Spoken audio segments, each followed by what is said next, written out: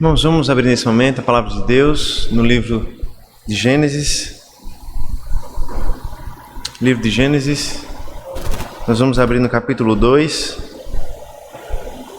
e nós continuaremos as nossas exposições nesse livro. E hoje nós faremos a leitura a partir do versículo 15 do capítulo 2 até o versículo 17. Gênesis, capítulo 2, a leitura a partir do versículo 15 até o versículo 17.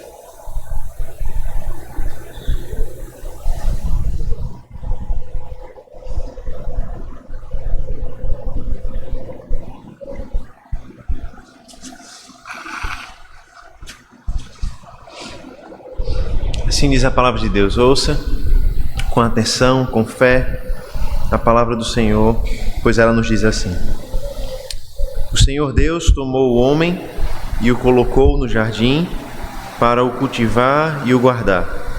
E o Senhor Deus ordenou ao homem: De toda a árvore do jardim você pode comer livremente, mas da árvore do conhecimento do bem e do mal você não deve comer, porque no dia em que dela comer, você certamente morrerá.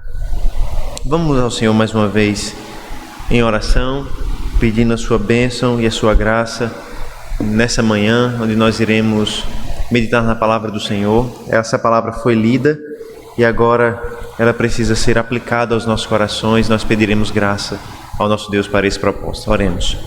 Senhor, nós te louvamos, Pai, porque a tua palavra já foi lida nessa manhã. Nós já cantamos a tua palavra e oramos também de acordo com a tua palavra. Agora, Senhor Deus, a tua palavra foi lida com o propósito de ser aplicada ao nosso coração. E nós oramos ao Senhor pedindo a tua graça, a tua direção, a tua assistência, o teu poder, Senhor Deus, para nos edificar, nos transformar, nos fortalecer, santificar, ó Deus, e salvar por meio da pregação da tua palavra. Que o teu Santo Espírito, ó Deus, atue em nós, nos converta dos nossos pecados, nos santifique e nos faça mais semelhantes a Ti, ao Senhor Jesus Cristo. Que o Teu Santo Espírito, o perfeito pregador da Tua palavra, ó Deus, possa aplicá-la aos nossos corações, para a honra e glória do Senhor Jesus Cristo. Amém. Irmãos, ao longo das nossas exposições no livro de Gênesis, nós temos aprendido como esse livro foi escrito no contexto da aliança de Deus com o seu povo, no contexto do pacto que Deus fez com o povo escolhido dele, com a descendência de Abraão, com o povo de Israel. Nós vimos como esse livro não foi simplesmente escrito para matar a curiosidade dos homens a respeito de como as coisas foram criadas, de como as coisas aconteceram no princípio. Nós vimos que esse livro foi escrito para apresentar o Deus verdadeiro ao seu povo, para apresentar o Deus de Israel como Deus criador, soberano, o Deus que fez tudo, que fez todos para a sua honra e glória. Com o propósito, então, de apresentar a Israel que o Deus deles, o Deus que os resgatou do Egito, nada mais é do que o Deus da criação e o Deus da providência. Nós vimos isso no capítulo 1, quando Deus criou todas as coisas, o relato da criação, apresentando Deus como esse Deus soberano que constrói o seu reino sobre a terra. Nós vimos isso também quando nós iniciamos o capítulo 2, quando nós vimos Deus no seu dia de descanso e logo posteriormente Deus estabelecendo o jardim no Éden para ser o local especial da sua adoração, do serviço especial a Ele, e como Deus colocou então esse homem para guardar e servir ali no jardim. Dentre os atos soberanos de Deus como Criador e sustentador de todas as coisas, nós temos também a criação ou o estabelecimento de uma aliança entre Deus e o homem. Como Deus da providência, como Deus que sustenta tudo aquilo que foi criado, como Deus que sustenta o homem que Ele criou, Deus providenciou para o homem uma aliança, no qual, a partir da qual o homem se relacionaria com Deus, não mais a partir de um relacionamento criador e criatura, mas agora, de fato, o homem se relacionaria com Deus como aquele que tem uma aliança, um relacionamento profundo e íntimo com Ele. O que nós veremos, irmãos, a partir dessa manhã é aquilo que nós compreendemos em toda a Escritura, que desde a criação do homem até a consumação de todas as coisas é o vínculo da aliança que tem determinado o relacionamento de Deus com o homem. Porque em todas as partes a Escritura apresenta Deus como Senhor soberano da história, que graciosamente condescende para desfrutar de comunhão com os homens. Essa verdade é muito bem traduzida pela nossa confissão de fé, quando ela nos diz o seguinte: tão grande é a distância entre Deus e a criatura, que embora as criaturas racionais lhe devam obediência como Criador, nunca poderiam fluir nada de Deus como bem-aventuranças e recompensa, senão por alguma voluntária condescendência da parte de Deus. Em outras palavras, o que a confissão de fé está nos dizendo é aquilo que nós percebemos em todo o relato de Gênesis até aqui. A partir do momento que nós compreendemos que Deus criou o homem, nós não precisamos necessariamente compreender que Deus ama esse homem acima dos demais animais. Se nós compreendermos somente o homem em sua relação como criatura com Deus, não haveria nada de especial no vínculo entre Deus e o homem. Deus se relacionaria com o homem como ele se relaciona com qualquer animal. Mas o que nós vemos no relato da criação é que Deus não escolheu se relacionar com o homem como ele se relacionava ou se relaciona hoje com a sua criação no geral. Pelo contrário, Deus escolheu ter um relacionamento especial, diferente com o homem. E isso só poderia acontecer por meio de uma condescendência de Deus, por meio da criação de uma aliança. Se Deus não tivesse feito isso, irmãos, o relacionamento entre Deus e o homem seria o relacionamento entre criador e criatura. Mas Deus dá um passo além para se relacionar com o homem. Deus cria um jardim, um local onde ele seria adorado, glorificado de forma especial, e ele coloca esse homem no jardim para desfrutar da presença dele e para servi-lo ali. E naquele jardim, então, Deus estabelece uma aliança com o homem. Uma aliança que vai definir o relacionamento que o homem vai ter com Deus a partir de agora. Através, então, irmãos, do capítulo 2, nós podemos ver um olhar mais detalhado, não só da criação do homem, mas do estabelecimento do relacionamento de Deus com o homem. E através desse olhar mais específico, mais detalhado, nós meditaremos nessa manhã sobre o pacto de obras, sobre a primeira aliança que Deus fez com o homem. E nós veremos que nessa primeira aliança, nesse primeiro relacionamento que Deus fez com o homem, Deus exigiu duas coisas, ou Deus exige duas coisas. Deus exige o trabalho fiel e Deus exige a obediência perfeita. No seu relacionamento com o homem, na primeira aliança, Deus exige trabalho fiel e obediência perfeita. Nós vamos ver então a partir do versículo 15 como Deus exige o trabalho fiel do homem nessa primeira aliança. Veja o versículo 15. Esse versículo nos diz que Deus colocou o homem no jardim e por dois verbos o texto resume aquilo que Deus fez com o homem aqui. Veja, Gênesis 2,15. O Senhor Deus tomou o homem e o colocou no jardim do Éden para o cultivar e o guardar. Em resumo, o que Deus fez com o homem? Deus tomou o homem e o colocou no jardim.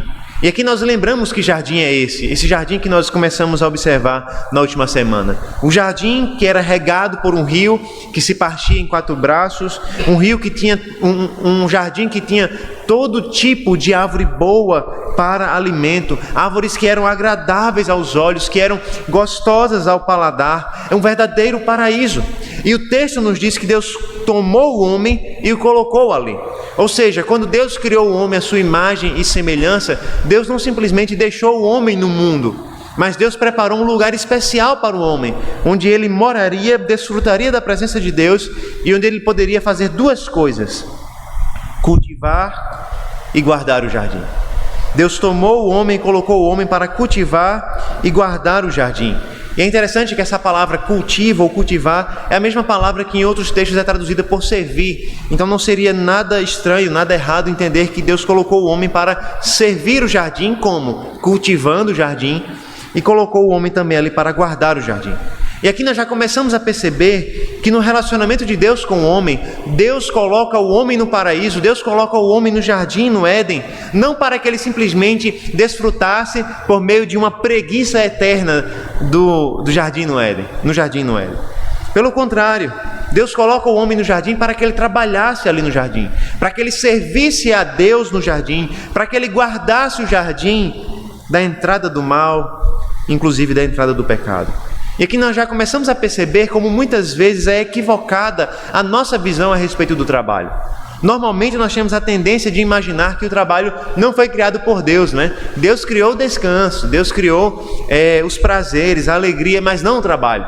O trabalho parece ser coisa criada por Satanás ou qualquer outra entidade maligna que a gente possa imaginar. Mas essa não é a verdade das Escrituras. A verdade que Deus nos diz é que Deus é o Criador do trabalho e que Deus colocou o homem no jardim para trabalhar, para servir a Deus. O trabalho, irmãos, nesse sentido, não é uma maldição, mas uma bênção. E é lógico que nós vamos ver que no capítulo 3 o pecado é afetado, o trabalho é afetado pelo pecado. É verdade que em nossos dias o trabalho é muitas vezes doloroso, cansativo. É verdade que o nosso trabalho muitas vezes não nos dá a recompensa que nós desejamos e até mesmo a recompensa que não é justa. Mas isso não significa que o pecado não seja uma criação de Deus, nem uma bênção de Deus. O pecado está manchado pelo pecado, é verdade. Mas o trabalho continua sendo bênção do Senhor. Observe que o homem foi colocado no jardim para cultivar e guardar, mas isso não significa que ele faria algo de novo. Na verdade, o homem foi colocado no jardim para fazer exatamente aquilo para o qual ele foi criado. Nós lemos em Gênesis, você pode voltar para Gênesis capítulo 1, versículo 28, e nós podemos voltar para esse texto e observar que o homem foi colocado no jardim para trabalhar e fazer exatamente aquilo que Deus o criou para realizar. Gênesis 1, 28 diz assim: E Deus os abençoou, o homem e a mulher. E lhes disse: Sejam fecundos, multipliquem-se, encham a terra, sujeitem-na, tenham domínio sobre os peixes do mar, sobre as aves dos céus e sobre todo o animal que rasteja pela terra. Como nós vimos quando nós trabalhamos esse texto, essa comissão, irmãos, apresenta Adão como um regente de Deus, como um vice-regente de Deus, que tem poder e domínio sobre a criação, que deveria representar Deus, espelhar a Deus na sua criação. E uma vez que Adão dominasse sobre a criação, uma vez que Adão fosse o espelho de Deus sobre a criação, Deus dominaria sobre a criação através de Adão. Em outras palavras, Adão deveria ser um instrumento de Deus para dominar a criação que já estava sob o controle do próprio Deus. No jardim, então, o homem não é colocado para fazer algo diferente do que ele foi ordenado no princípio. Pelo contrário, no jardim ele vai desenvolver esses mesmos trabalhos. O capítulo 2, então, não apresenta uma missão diferente para o homem. Apresenta a mesma missão, agora aplicada ao jardim. Através do jardim no Éden, ele dominaria a criação.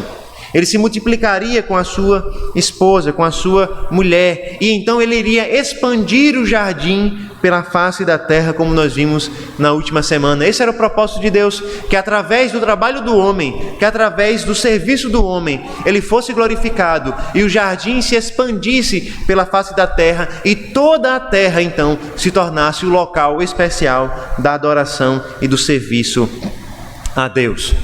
Nós vimos então na semana passada que o jardim no Éden, ele foi criado com a intenção de servir como templo. E isso, irmãos, é muito importante, porque isso nos ajuda a perceber que o trabalho que foi dado ao homem é um trabalho que deveria ser feito para a glória de Deus e era um serviço que deveria ser realizado especialmente e diretamente a Deus. O jardim do Éden era o templo de Deus, era o local onde ele habitaria de forma especial, era o local onde o homem adoraria a Deus e Adão seria o sacerdote de Deus. E aqui nós podemos perguntar, como assim Adão seria sacerdote de Deus? Eu creio que o que nos ajuda a perceber esse trabalho de Adão como sacerdote, além do texto de Gênesis, que já nos mostra essas características, é perceber que o trabalho que foi dado a Adão é o mesmo trabalho que foi dado aos levitas e aos sacerdotes no Antigo Testamento. Como nos lembra o Gregory Bill, esses dois verbos, servir e guardar, cultivar e guardar, são utilizados juntos somente para descrever o trabalho dos sacerdotes e dos levitas, ou melhor, para referenciar especialmente o trabalho dos sacerdotes e dos levitas. Um exemplo disso está em Números. Abra sua Bíblia em Números, capítulo 3. Nós vamos ler a partir do versículo 5. Números, capítulo 3, versículo 5.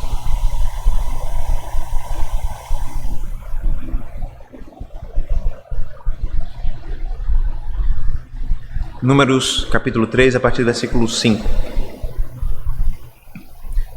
Lembre-se, quando nós temos esses dois verbos, servir e guardar, nós temos em especial uma referência ao povo de Deus servindo e adorando a Deus, e ainda de forma mais frequente nós temos uma referência aos levitas e aos sacerdotes servindo no templo. Números 3, versículo 5. O Senhor disse a Moisés: mande chamar a tribo de Levi e coloque-a diante de Arão, o sacerdote, para que sirvam e cumpram. E aqui, guardem a mesma palavra. Guardem os seus deveres para com ele e para com todo o povo, diante da tenda do encontro, para ministrarem, em outras palavras, para servirem no tabernáculo. Eles guardarão os utensílios da tenda do encontro e guardarão o seu dever para com os filhos de Israel, ao servirem, ministrarem no tabernáculo.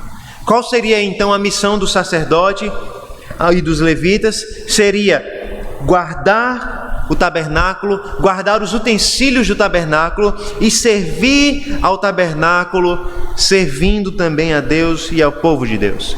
Outro exemplo, irmão, se encontra em 1 Crônicas, primeiro livro das Crônicas, capítulo 23, versículo 32. Primeiro livro das Crônicas, capítulo 23, versículo 32, diz assim a palavra de Deus. Os filhos, 1 Crônicas 23, 32.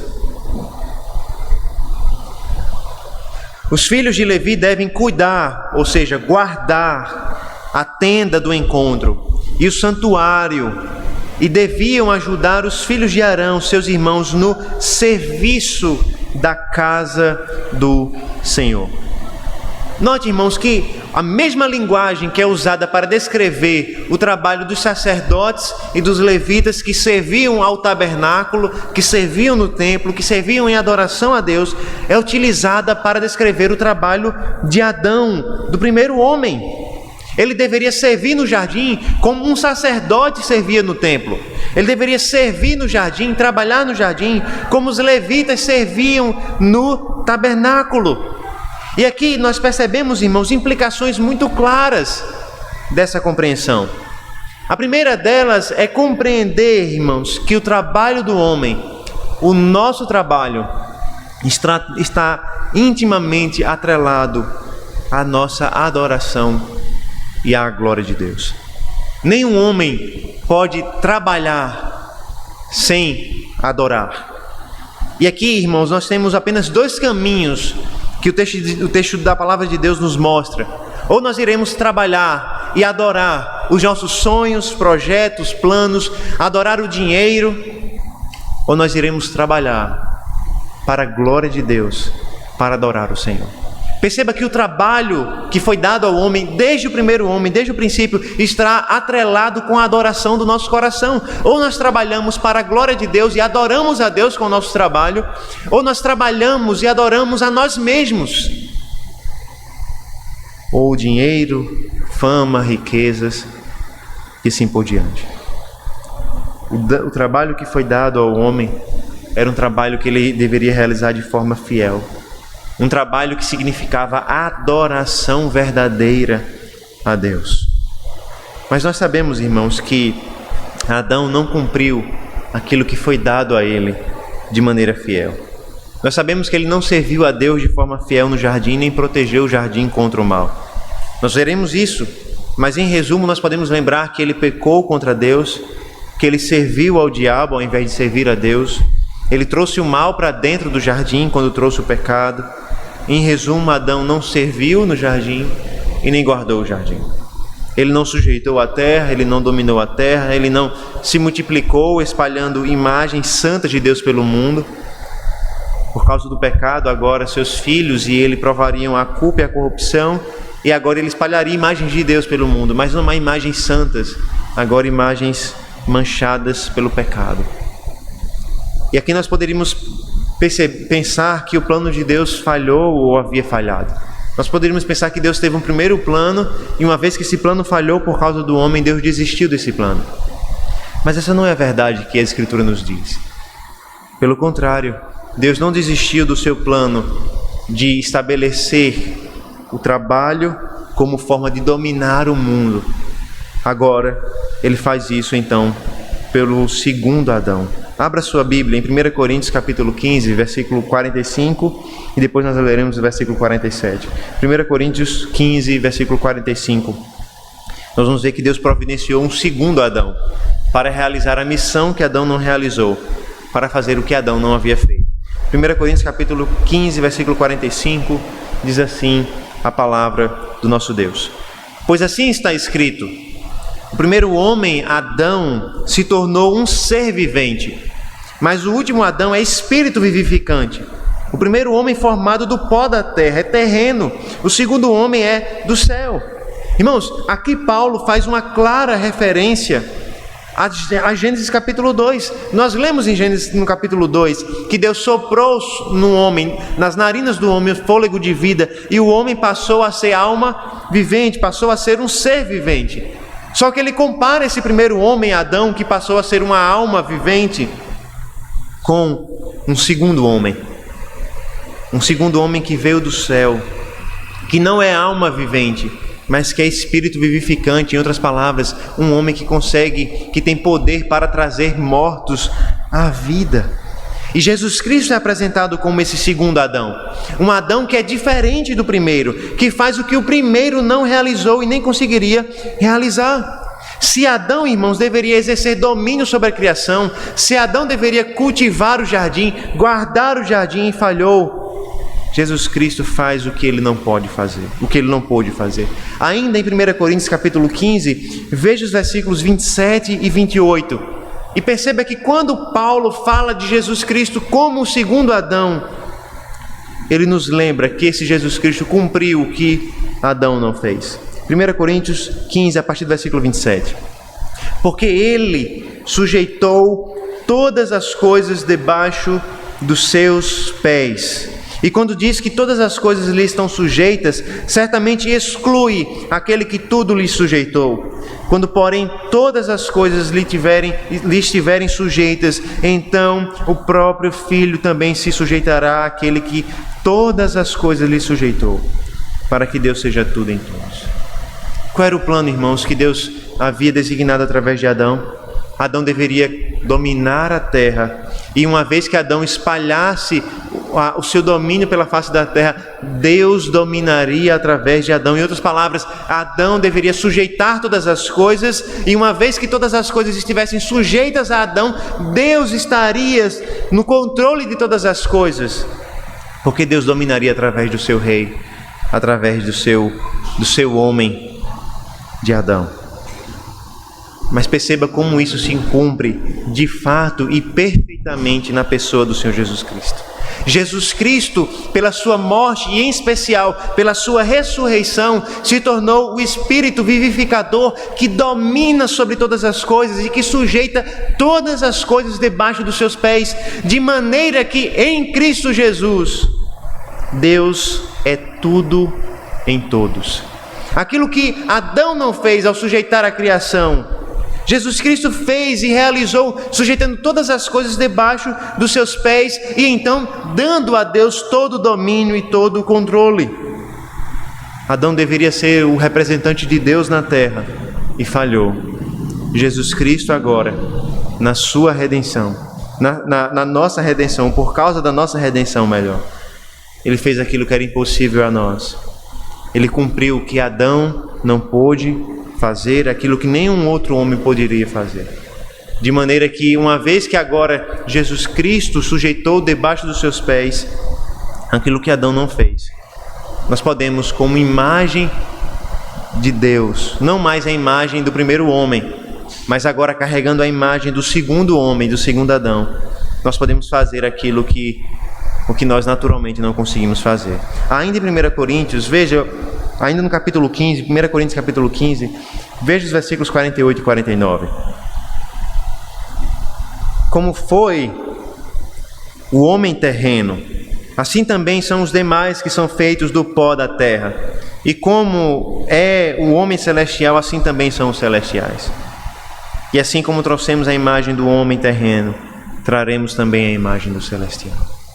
Agora, irmãos, a palavra de Deus nos diz, o apóstolo Paulo nos diz que nós não carregamos mais a imagem do primeiro homem, mas a imagem do segundo homem, que é celestial. Não mais aquele que é um ser vivente, mas aquele que é espírito vivificante. Não mais a imagem daquele que falhou e não sujeitou a terra, que não cultivou o jardim, que não expandiu o jardim pela face da terra. Nós carregamos a imagem daquele que é o verdadeiro Filho de Deus, perfeita imagem e semelhança do Senhor. E por isso nós somos chamados novamente à missão que Deus deu a Adão. Perceba, Deus deu uma missão a Adão. Ele falhou em cumprir. Jesus Cristo assume o seu lugar e cumpre no lugar dele. E a partir desse momento, então, nós somos chamados a realizar essa mesma tarefa, agora em Cristo Jesus. Em outras palavras, nós somos chamados, irmãos, a realizar um trabalho fiel a Deus. Nós somos chamados a compreender que o nosso trabalho, os nossos estudos, tudo o que nós fazemos deve ser feito em adoração a Deus e para a glória de Deus. Isso não só porque Deus nos criou para isso, mas porque agora em Cristo Deus nos redimiu, Deus nos salvou para isso. Por isso eu e você, nós somos chamados a desenvolver um trabalho fielmente, porque nós somos salvos para adorar a Deus e glorificar a Deus através dos nossos dons e talentos e trabalhos. Você deve servir a Deus onde você foi colocado. Você deve cultivar onde você foi posto.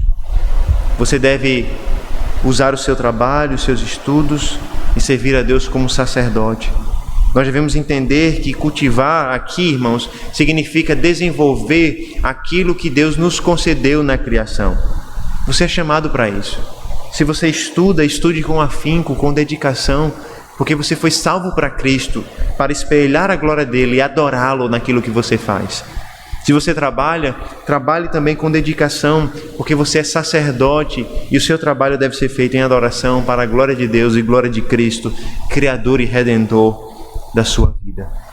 Se você trabalhe com dedicação e fielmente para a glória de Deus. Lembre-se que essa era parte do trabalho de Adão. Outra parte, ele deveria guardar o jardim.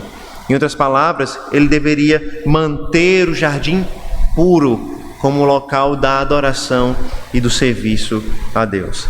E aqui, irmãos, nós lembramos, como nós vimos na semana passada, que na nova aliança, os crentes são templo do Espírito de Deus. Nós não mais dependemos de tabernáculos, de templos, como na antiga aliança, porque agora nós cremos que o verdadeiro templo de Deus se fez carne e habitou entre nós, de forma que o Senhor Jesus Cristo disse que destruiria o templo e na sua ressurreição reconstruiria o templo. De forma que o Senhor Jesus Cristo disse à mulher samaritana que não se adora mais ali ou aqui, mas se adora em espírito e em verdade por meio da fé em Cristo Jesus. De tal forma que nós somos chamados de santuários do Deus vivo.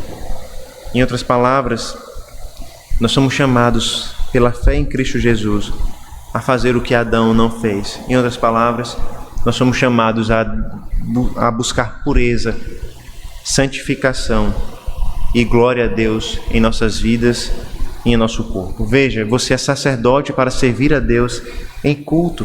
Adão não pôde servir a Deus em culto porque ele não manteve o espaço de culto puro. Mas você é chamado para prestar adoração e culto a Deus, porque em Cristo Jesus você não depende mais de um templo. Você é templo do Espírito de Deus. Por isso, adore a Deus e especialmente se dedique ao culto a Deus no dia do Senhor. Não pense que o culto é para ser assistido, para ser contemplado e que os pastores, os presbíteros são aqueles que adoram e nós assistimos. Não, todos nós participamos efetivamente do culto a Deus. Você deve ler a palavra com atenção, com devoção a Deus. Você deve participar da oração com fervor e alegria. Você deve cantar com ânimo os cânticos que são cantados na igreja, porque você é sacerdote de Deus para realizar isso. Adoração é serviço a Deus e você deve se empenhar nesse serviço. Você não deve ser passivo na adoração, pelo contrário, você deve se envolver com a adoração. E isso deve ser ensinado às nossas crianças. As nossas crianças devem aprender a cantar com alegria, a orar a Deus, devem aprender a ouvir com atenção a palavra do Senhor sendo lida e sendo pregada. Nós somos chamados a realizar essas coisas, não mais como um mandato, uma ordem da criação, mas agora como uma própria ordem da redenção, porque nós somos salvos para isso, nós somos resgatados para isso, e em Cristo nós podemos adorá-lo em espírito e em verdade. Na primeira aliança que Deus fez com o homem, Ele exige um trabalho fiel. Nós veremos agora, a partir do versículo 16, que nessa mesma aliança, Deus exige obediência perfeita. Nós vimos ainda no início do sermão que o homem naturalmente está debaixo da lei de Deus por ser criatura de Deus. Naturalmente, o homem tem um relacionamento de criador e criatura com o Senhor. Mas nós vimos também que por graça, por bondade, Deus condescendeu para se relacionar com o homem, para ter comunhão com o homem. E Ele fez isso através de uma aliança, através de um pacto. E esse pacto pode ser encontrado aqui, em resumo, nos versículos 16 e 17 do capítulo 2. Um pacto que é chamado, nos nossos símbolos de fé, de pacto de obras. Leia comigo os versículos 16 e 17, ouça. E o Senhor Deus ordenou ao homem: de toda árvore do jardim você pode comer livremente, mas da árvore do conhecimento do bem e do mal você não deve comer, porque no dia em que dela comer, você certamente morrerá. Veja que nós temos aqui, irmãos, um mandamento explícito que está presente nesses dois versículos aqui.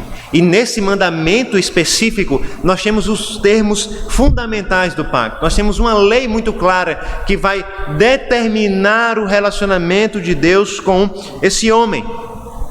E aqui nós podemos lembrar, irmãos, quais são as partes fundamentais de uma aliança, a partir daquilo que nós vemos em Gênesis. Nós temos as partes envolvidas. Quando alguém entra em aliança com outra pessoa, precisa ter então duas partes envolvidas. Como num casamento, ninguém se casa consigo mesmo, né? Apesar de ter algumas loucuras por aí, ninguém se casa consigo mesmo, ou pelo menos não deveria se casar consigo mesmo. Além disso, nós temos uma lei, assim como no casamento. O cônjuge não pode fazer o que quer. Existem leis que determinam o que pode e o que não pode ser feito no casamento. Deve haver fidelidade, por exemplo, no casamento. Além disso, há uma concordância entre as partes. Ninguém deve se casar contra a sua própria vontade. Uma aliança justa não pode ser contra a sua própria vontade. E além disso, há bênção e maldição, em outras palavras, numa aliança. Há consequências positivas para aqueles que obedecem os termos, como também há consequências negativas para aqueles que quebram os termos dessa aliança. E nós sabemos muito bem disso. E nós podemos então resumir de uma forma muito simples o que é uma aliança, o que é um pacto, de acordo com a palavra de Deus. Veja, não é uma definição completa, nem uma definição que estabelece o debate, não é? Ou que estabelece a resolução do debate. Mas é uma definição que nos dá um fundamento bom para continuar a nossa reflexão. Pacto é uma aliança entre Deus e o homem, as partes, estabelecida soberanamente por Deus, que possui uma lei que regulamenta esse pacto e que contém bênçãos e maldição, promessas de bênção e de maldição. No versículo 16, então, que nós acabamos de ler, nós podemos perceber essas partes sendo envolvidas aqui. Primeiro nós temos Deus e o homem, e nessa aliança, Deus deu ao homem, a Adão e a sua mulher, todo tipo de árvore, a abundância e riqueza de alimentos. Em outras palavras, essa aliança não era uma aliança justa, no sentido de termos uma árvore boa e uma árvore má. Pelo contrário, era uma aliança que pesava muito mais para o lado do homem, para o benefício do homem, porque nós tínhamos muitas árvores boas para se comer, ricas em alimento, e apenas uma que o homem não poderia provar. Ou seja, Deus havia abençoado o homem com riqueza e com graça. E é interessante observar que Deus disse: você certamente deve comer de todas essas árvores. Você deve se alimentar livremente de todas elas. Até que vem a proibição no versículo 17. Mas da árvore do conhecimento do bem e do mal você não deve comer. Logo em seguida, a proibição vem a maldição. Porque no dia em que dela comer, você certamente morrerá. A ênfase na tradução aqui é correta quando ele diz certamente morrerá. Em outras palavras, se o homem quebrasse esse vínculo que ele possuía com Deus, se o homem quebrasse a lei de Deus que o proibia de comer da árvore do conhecimento do bem e do mal, ele certamente morreria. E aqui, irmãos, nós temos um mandamento e uma promessa de maldição que claramente é vista por nós, não certamente morrerá, mas também uma promessa de vida. Porque nós temos a promessa de morte se ele comer. Mas o oposto é verdadeiro. Se ele não comer, ele viveria. Se ele quebrasse a aliança, ele morreria por causa dos seus pecados. Mas se ele não quebrasse a aliança, ele viveria e viveria em comunhão com Deus. Um símbolo claro disso era a própria árvore da vida que estava no meio do jardim. Símbolo dessa comunhão que o homem tinha com Deus até o momento em que ele quebrou essa comunhão por meio do seu pecado. Como a nossa confissão de fé nos diz, nessa aliança, nesse primeiro pacto, a vida foi prometida a Adão.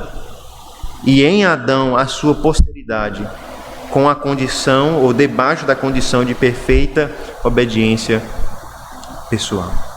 Adão foi proibido de comer da árvore do conhecimento do bem e do mal, debaixo da pena de morte. Em outras palavras, o pacto é chamado de pacto de obras porque dependia da obra de Adão, porque dependia da decisão de Adão de pecar ou não pecar. Ao mesmo tempo, esse pacto é chamado de pacto da vida porque ele oferece vida ao homem se ele fosse fiel. De maneira tal que a gente pode voltar às partes da aliança que nós falamos agora há pouco e identificar melhor aquilo que nós temos aqui. Nós lembramos que nós temos as partes envolvidas, Deus e o homem, no caso Deus e Adão, sendo toda a humanidade representada em Adão. Nós temos a lei de Deus regulamentando, a lei que está gravada no coração do homem, a lei explícita: você não deve comer da árvore do conhecimento do bem e do mal. Nós temos aqui a concordância, ou seja, o homem sabe muito bem as condições da aliança. O homem não foi enganado, o homem não foi ludibriado, ele sabe o que ele poderia e o que ele não poderia fazer. E por último, nós temos bênção e maldição, promessas de vida e de morte em caso de obediência e em caso de obediência. De maneira que o nosso catecismo menor, ele resume da seguinte maneira: quando Deus criou o homem, ele fez com o homem um pacto de vida, com a condição de perfeita obediência, proibindo-lhe comer da árvore do conhecimento do bem e do mal, sob pena de morte. Adão era o representante, irmãos, da humanidade aqui. Nele, todos nós estávamos representados. Nós vamos ver isso muito bem a partir de Romanos. Abra sua Bíblia em Romanos capítulo 5. Nós vamos ver o versículo 12.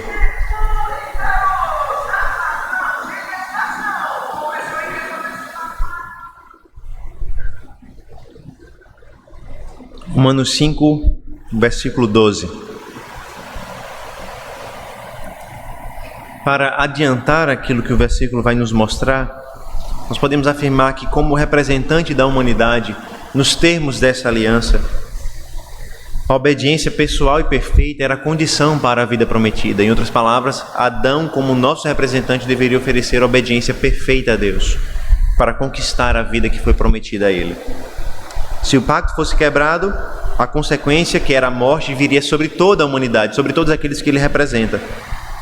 Se ele obedecesse, a vida e as promessas viriam também sobre aqueles que ele representa. Romanos 5,12 nos lembra o que aconteceu nos lembra que ele pecou e a morte veio sobre todos nós. Veja, Romanos 5,12. Portanto, assim como por um só homem entrou o pecado no mundo e pelo pecado veio a morte, assim também a morte passou a toda a humanidade, porque todos pecaram. Aqui, observe, irmãos, que o livro de Romanos, o texto de Romanos aqui, nos mostra a maldição, anuncia a maldição, afirmando que por meio de um homem, apenas um homem, o pecado entrou no mundo. E que através desse pecado veio a morte, e que essa morte passou a todos os homens, porque todos pecaram em Adão. Em outras palavras, Adão era o nosso representante, e uma vez que ele pecou, todos pecaram. E uma vez que todos pecaram, todos encontram o mesmo destino de Adão, a morte. Em outras palavras, Paulo compreende muito bem que a aliança que foi feita com Deus dizia respeito a nós, dizia respeito a todos os homens, a toda a humanidade. Isso inclui eu e você. E a partir disso nós compreendemos como nós colhemos o fruto do pecado de Adão. De maneira que nós já nascemos com a consequência do pecado em nós. Não só com a mancha do pecado, mas com a culpa do pecado e com a mesma sentença do pecado, a sentença de morte. Nós estamos mortos porque a sentença da morte foi anunciada sobre aquele que nos representava. A alegria ou a graça do Evangelho está naquilo que Romanos continua dizendo. Quando Deus providencia um Redentor que agora nos representa numa nova aliança, assumindo o lugar de Adão. E ao apresentar isso, nós vamos ver nos versículos 15 e 16 de Romanos 5, nós vamos ver a grande diferença entre a obra de Adão e a graça de Deus em Cristo Jesus. Veja Romanos 5, versículos 15 e 16. Pode deixar sua Bíblia aberta nesse capítulo de Romanos. Romanos 5,15 nos diz assim: mas o dom gratuito não é com ofensa, porque se muitos morreram pela ofensa de um só, muito mais a graça de Deus e o dom pela graça de um só, Jesus Cristo, foram abundantes sobre muitos. Observe, irmãos, que nós temos aqui duas humanidades sendo descritas aqui. Aqueles que estão debaixo de Adão e que cometeram pecados em Adão, e aqueles que estão representados em Cristo Jesus. Aqueles, os primeiros, morreram pela ofensa de um só, mas o segundo grupo recebeu a abundância da graça por meio de Cristo Jesus. Veja agora no versículo 16, que Paulo apresenta a superioridade da graça de Cristo, agora em relação à procedência dessa graça e ao propósito dessa graça. O dom, entretanto, não é como no caso que somente um pecou, porque o julgamento derivou de uma só ofensa para a condenação, mas a graça deriva de muitas ofensas para a justificação. No primeiro momento, nós temos a procedência: um só pecou, e logo todos pecaram com ele. Mas a graça de Deus não é assim. A graça de Deus parte justamente do inverso. Muitos pecadores foram perdoados por meio de um só ato de obediência. A graça vem de muitas ofensas, de muitos pecados, de muitas transgressões para a justificação. Versículo 17 ainda nos mostra a superioridade da graça e do dom da justiça em Cristo em relação ao reinado da morte. Veja, se a morte reinou pela ofensa de um e por meio de um só, muito mais os que recebem a abundância da graça e o dom de justiça reinarão em vida por meio de um só, a saber, Jesus Cristo. O pecado de Adão, irmãos, como nós vimos e veremos melhor no capítulo 3, estabelece o reinado da morte. A morte passa a reinar sobre o homem, passa a reinar nesse mundo a partir do pecado de Adão. Mas o texto nos diz, Paulo nos diz que a partir de Jesus Cristo, um segundo reinado é estabelecido. O reinado daqueles que vivem por meio do Senhor Jesus Cristo. A morte reinou por meio de Adão, mas agora nós que cremos em Cristo Jesus reinaremos por meio dele, por meio do Senhor Jesus. E esse reinado é ressaltado em termos eternos. Veja o versículo 21, quando nos diz que reinou o pecado pela morte, mas a graça por meio de Cristo é para a vida eterna. Gostaria ainda de destacar aquilo que nos diz os versículos 18 e 19, quando nos mostra a superioridade da justiça e da obediência de Cristo em relação àquilo que Adão fez. Veja, Romanos 5, 18 e 19. Portanto, assim como por uma só ofensa veio o juízo sobre todos os seres humanos para a condenação, assim também por um só ato de justiça veio a graça sobre todos para a justificação que dá vida. Porque como pela desobediência de um só homem muitos se tornaram pecadores, assim também por meio da obediência de um só, muitos se tornarão justos. A humanidade representada em Adão se tornou pecadora e morreu em Adão. Aqueles que são representados em Cristo, a nova humanidade, foram justificados e se tornaram vivos em Cristo Jesus. Alguém obedeceu a lei e cumpriu os termos da aliança em nosso lugar. Na primeira aliança, o pacto foi quebrado. Na primeira aliança, a transgressão foi realizada e a maldição da morte veio sobre todos os homens. Mas Deus providenciou um Redentor. Deus providenciou uma nova aliança, para que através da obediência desse Redentor, nós pudéssemos ter um outro relacionamento com Deus. Não mais um relacionamento no qual nós estamos alicerçados na nossa própria obediência, mas um relacionamento no qual nós estamos alicerçados na obediência de Cristo. Não um relacionamento no qual nós estamos mortos, mas um relacionamento no qual nós temos vida. Não um relacionamento no qual nós somos pecadores, mas um relacionamento no qual nós somos justificados. Por isso, se você deseja conhecer Deus nesse relacionamento, você precisa ir até o Senhor Jesus Cristo em fé. E só há dois grupos na humanidade, não há um terceiro caminho. Só há dois grupos na humanidade. E ambos se relacionam com Deus. O primeiro grupo se relaciona com Deus por meio do primeiro representante, por meio de Adão. Estes estão mortos em seus delitos e pecados. Estes estão debaixo da maldição de Deus. Estes estão debaixo da maldição do pacto da primeira aliança. E existe o segundo grupo, aqueles que estão representados por Cristo Jesus. Esses já não estão debaixo da morte, mas agora se encontram vivos pela fé em Cristo Jesus. Esses já não estão debaixo da maldição, mas estão debaixo da bênção ou das bênçãos derramadas por meio de Cristo Jesus. Esses agora vivem e não são mais considerados pecadores diante de Deus, mas sim justos, porque foram justificados dos seus pecados. Para nós fazermos parte do segundo grupo, a palavra de Deus nos ensina que é necessário apenas fé em Jesus Cristo. Creia no Senhor Jesus Cristo como o segundo Adão, o segundo representante da humanidade, aquele que assume o nosso lugar, que obedece em nosso lugar e que nos entrega vida ao invés de morte, que nos entrega justiça ao invés de pecado, que nos entrega salvação ao invés de maldição. E lembre-se então que por meio da aliança da graça, nós podemos ter um relacionamento verdadeiro com Deus, não debaixo do primeiro representante, mas debaixo de Cristo Jesus.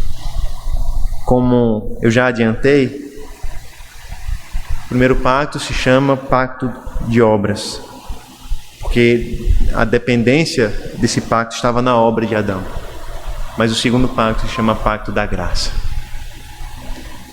porque nesse segundo pacto Jesus Cristo já realizou toda a lei e nós temos então direito aos seus benefícios pela graça. Esse pacto é chamado de graça porque até mesmo a fé que nós precisamos para fazermos parte dele é dom de Deus. Até mesmo o Espírito Santo que nos regenera é dom de Deus. Por isso, creia em Jesus Cristo, para que você deixe o velho vínculo que você tinha com Deus por meio de Adão e passe a ter um novo relacionamento com Deus por meio de Cristo. Um relacionamento não mais de obras, de morte e de maldição, mas um relacionamento da graça, um relacionamento de vida e de salvação. Vamos orar ao Senhor nesse momento?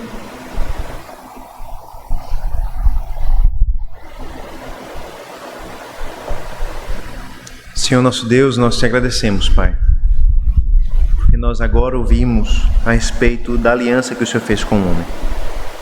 Uma aliança de obras, alicerçada na obediência de um homem, de Adão. E nós te agradecemos porque nessa aliança já é possível ver a tua bondade sobre o homem. Mas nós podemos te agradecer ainda de forma especial, Deus, pela tua graça demonstrada na segunda aliança que o Senhor fez com a humanidade. A aliança feita em Cristo, através da qual o Senhor derramou graça sobre todos aqueles que foram escolhidos pelo Senhor desde toda a eternidade. De maneira que agora há uma humanidade que não está debaixo do pecado, que não está debaixo da maldição e que não está debaixo da sentença de morte. Nós te agradecemos porque pela fé nós podemos fazer parte dessa segunda humanidade. E lembrar que o escrito de dívida que havia contra nós foi rasgado em Cristo Jesus. Ó Deus, nos dá fé para trabalharmos fielmente para a glória de Cristo. Dai-nos fé para nos voltarmos ao nosso Redentor na aliança da graça. Dai-nos fé, Senhor Deus, para vivermos segundo a expectativa e a esperança que nós temos em Cristo. Expectativa de salvação, de vida e de graça. Essa é a nossa oração em nome do Senhor Jesus. Amém. Irmãos, vamos ficar de pé nesse momento, vamos cantar o Salmo 51, a primeira parte do Salmo 51.